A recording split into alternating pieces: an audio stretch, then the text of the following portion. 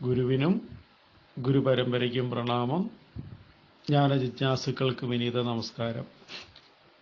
വർക്കല നാരായണ ഗുരുകുലം അധ്യക്ഷൻ മുനിനാരായണ പ്രസാദ് സ്വാമി രചിച്ച അറിവിന്റെ ആദ്യ പാഠങ്ങൾ എന്ന ഗ്രന്ഥത്തിന്റെ വായന തുടരുകയാണ്. പാഠം 19, മതവും തത്വചിന്തയും. ഗുരുജി പ്രണാമം. നമ്മുടെ പാഠം ഇവിടെ വരെ എത്തി. ഒരൊറ്റ സത്യത്തെ സംബന്ധിച്ച് പരസ്പര വിരുദ്ധമായ കാഴ്ചപ്പാടുകൾ നമുക്കുണ്ടാകുക സാധ്യമാണെന്നതുവരെ. ഈ വൈരുദ്ധ്യങ്ങൾക്കപ്പുറം പോയാൽ എന്താണ് കണ്ടെത്തുന്നത്? എന്നിൽ തന്നെ നിറഞ്ഞിരിക്കുന്ന, ഞാനായി തീർന്നിരിക്കുന്ന ഏക സത്യത്തെ. അങ്ങനെ കാണുന്നത് സാധാരണ കണ്ടുകൊണ്ടാണോ, ഉൾക്കണ്ടുകൊണ്ടാണോ? ഉൾക്കണ്ടുകൊണ്ടാണ്. സാധാരണ ബാഹ്യമായ കണ്ടുകൊണ്ട് നോക്കിയാൽ കാണാൻ സാധിക്കുന്നത് സത്യത്തിന്റെ വിരുദ്ധ മുഖങ്ങളെ മാത്രമായിരിക്കും. എന്നാൽ സത്യത്തെ കണ്ടെത്തുന്നത് അവരവരുടെ ഉള്ളിൽ തന്നെയാണ്. ഈ ഉൾക്കാഴ്ചയെ ഇംഗ്ലീഷിൽ ഇൻറ്റ്യൂഷൻ എന്ന് വിളിക്കും, നമ്മുടെ ഭാഷയിൽ ദർശനമെന്നും. ദർശനമെന്നാൽ നേരിട്ട് കണ്ടറിയുക എന്നാണ് അർത്ഥം. വാസ്തവത്തിൽ ദർശനം എന്ന വാക്ക് ഇംഗ്ലീഷിലെ ഫിലോസഫി എന്ന വാക്കിന് തുല്യമായിട്ടാണ് ഇന്ത്യയിൽ കണക്കാക്കുന്നത്. ഇപ്പോൾ മലയാളത്തിൽ പ്രചാരത്തിലുള്ള വാക്ക് തത്വചിന്ത എന്നാണ്. തത്വചിന്തയെ ദർശനമെന്ന് എന്തിനാണ് വിളിക്കുന്നത്? ഭാരതീയരെ സംബന്ധിച്ചിടത്തോളം തത്വചിന്തയുടെ ലക്ഷ്യം സത്യം എന്താണെന്ന് മനസ്സിലാക്കുകയല്ല, സത്യത്തെ നേരിട്ട് കണ്ടതുപോലെ അനുഭവിച്ചറിയുകയാണ്. ഗുരുജി, നമ്മൾ ഇപ്പോൾ മതമാണോ തത്വചിന്തയാണോ പഠിക്കുന്നത്? രണ്ടുമാണ്. കാരണം ഭാരതത്തിൽ മതവും തത്വചിന്തയും ഒരിക്കലും രണ്ടായിരുന്നിട്ടില്ല.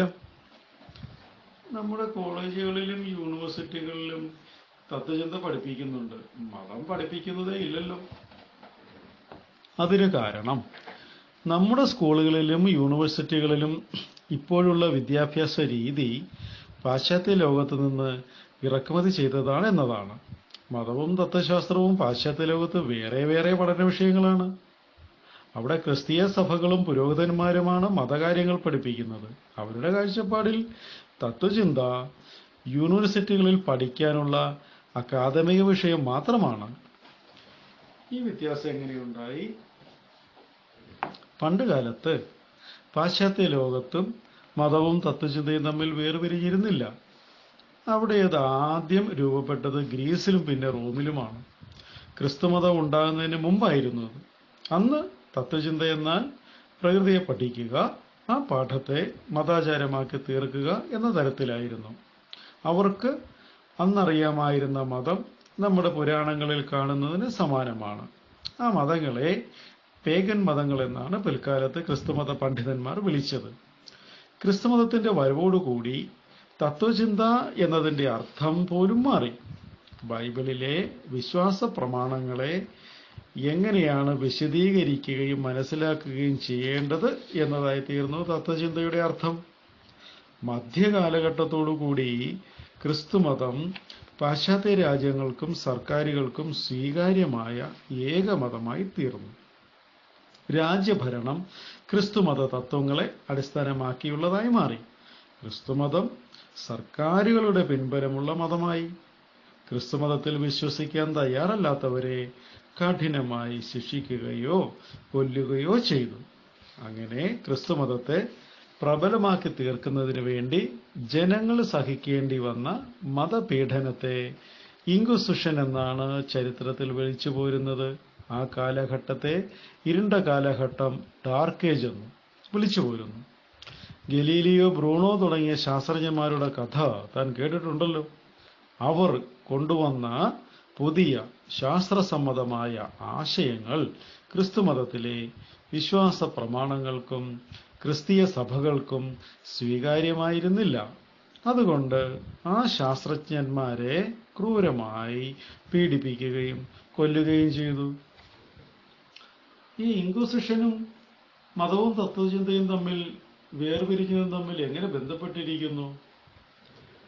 ഇൻക്വിസിഷൻ എന്ന ക്രൂരമായ ശിക്ഷാ നടപടികളെ ജനങ്ങൾ പൊതുവെ വെറുത്തു, വിശേഷിച്ചും സ്വതന്ത്രമായി ചിന്തിക്കുന്ന ശീലമുള്ളവർ. അതുകൊണ്ട് അവർ ക്രമേണ ക്രിസ്തീയ സഭകളുമായി അകന്നു പോകാനിടയായി. അവർ സ്വതന്ത്രമായി ചിന്തിച്ചു. ആധുനിക കാലഘട്ടത്തിന്റെ വരവോടുകൂടി ഈ പ്രവണത കൂടുതൽ പ്രബലമായി. അങ്ങനെ അവരുടെ സ്വതന്ത്ര ചിന്തയുടെ ഫലമായി രൂപപ്പെട്ടതാണ് ഇന്നത്തെ പാശ്ചാത്യ തത്വചിന്ത. സ്വതന്ത്രമായി ചിന്തിച്ചവർ ദൈവത്തെയും ലോകത്തെയും സ്വന്തം ജീവിതത്തെയും അവരുടേതായ രീതിയിൽ മനസ്സിലാക്കാൻ തുടങ്ങി. മതകാര്യങ്ങൾ പഠിപ്പിക്കുന്ന ജോലി മതപണ്ഡിതന്മാരും പുരോഹിതന്മാരും തുടരുകയും ചെയ്തു. അങ്ങനെ തത്വചിന്തയും മതവും അവിടെ രണ്ടു വഴിക്കായി.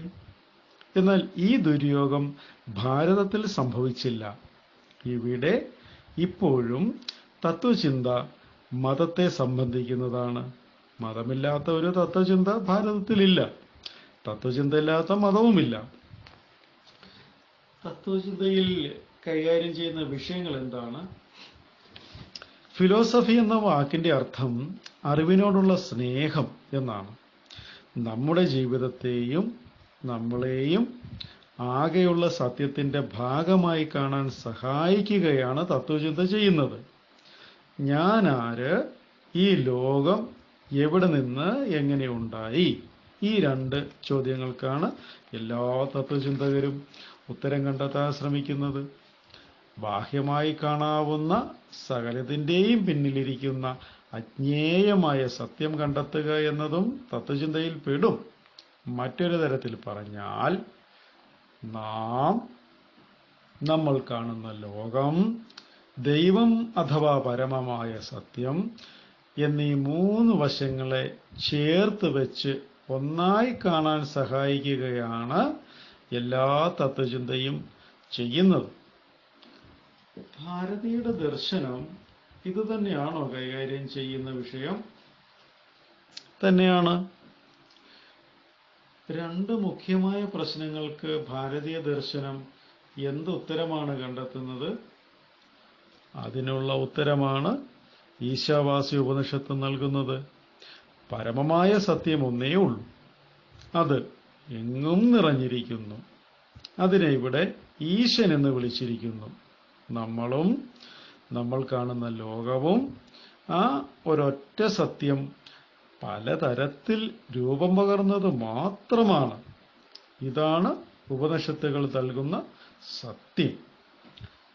അതൊന്നുകൂടി വിശദമാക്കാമോ? നമ്മൾ കടൽ കാണുന്നു എന്നിരിക്കട്ടെ. അതിൽ നിരനിരയായി തിരകൾ ഉയരുന്നതും അമരുന്നതും കാണാം. ഓരോ തിരയും വെവ്വേറെയാണെന്ന് തോന്നും. എന്നാൽ എല്ലാ തിരകളും കടലിന്റെ ഭാഗം തന്നെയാണ്. തിര ഉയരുന്നതിന് മുൻപും തിരയായി ഉരുണ്ട് കളിക്കുമ്പോഴും തിരികെ അമരുമ്പോഴും അവിടെയുള്ളത് കടൽ മാത്രം. ഉണ്ടായി മറയുന്ന ഈ തിരകളുടെ സ്ഥാനമാണ് നമുക്ക് ഓരോരുത്തർക്കും ഉള്ളത്. നമ്മളെല്ലാം സത്യമാകുന്ന അഥവാ ഈശനാകുന്ന മഹാസാഗരത്തിലുണ്ടായി മറയുന്ന കുഞ്ഞു കുഞ്ഞു തിരകൾ മാത്രം. അതായത് നമ്മളും ഈശനും രണ്ടല്ല. ഒരു തിര തന്നിലെ സത്യമെന്താണെന്ന് കണ്ടെത്തുമ്പോൾ അത് സമുദ്രത്തെ അറിഞ്ഞു കഴിഞ്ഞു. അതുപോലെ നമ്മൾ ഓരോരുത്തരും നമ്മളെ നേരിട്ട് അറിഞ്ഞു കഴിയുമ്പോൾ ഈശനെ അഥവാ ആത്മാവിനെ അറിഞ്ഞു കഴിഞ്ഞു.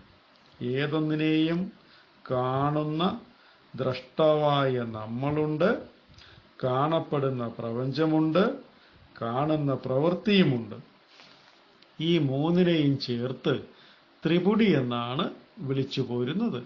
ഈ മൂന്നും വാസ്തവത്തിൽ ഉരുത്തിരിഞ്ഞു വരുന്നതും തനിയെ അമരുന്നതും ഈശനെന്ന ആ മഹാസത്യത്തിൽ തന്നെ. അങ്ങനെ മൂന്നിനെയും ഉൾക്കണ്ണുകൊണ്ട് കണ്ട് അനുഭവിക്കുന്നതിനെയാണ് ദർശനം എന്ന് വിളിക്കുന്നത്. ഗുരുജി, ഈ വാക്കുകൾ കേൾക്കുമ്പോൾ തന്നെ മനസ്സിന് വലിയ സമാധാനം തോന്നുന്നു. അപ്പോൾ ആ മഹാസത്യം നേരിട്ടറിയുമ്പോഴുള്ള സമാധാനം എത്ര വലുതായിരിക്കും. പാഠം 19 ഇവിടെ അവസാനിക്കുകയാണ്. നമസ്തേ.